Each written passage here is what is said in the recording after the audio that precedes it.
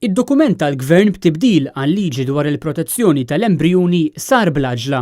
Kienet din il-konklużjoni tal-Avukat Bernard Grech waqt li kien qed jitkellem fil-programm NetLive.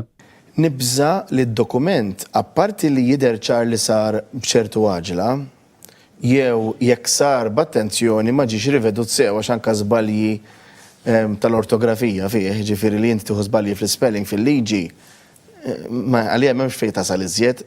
Bernard Grech esprima tħassib li d-dokument tal-Gvern seta sar bl-għaġla biex jaħbi skop ulterjuri.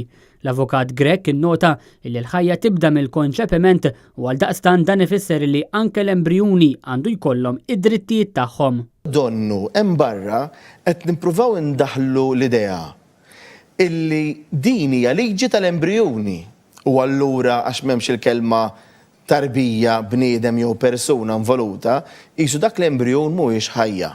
Il-kummenti tal-Avukat Bernard Grech ikomplu jżidu ma tħassib li qed jiġi espress mis-soċjetà dwar il-mod kif il-Gvern irid ibiddel il-liġi li suppost tipproteġi lill-embrjuni.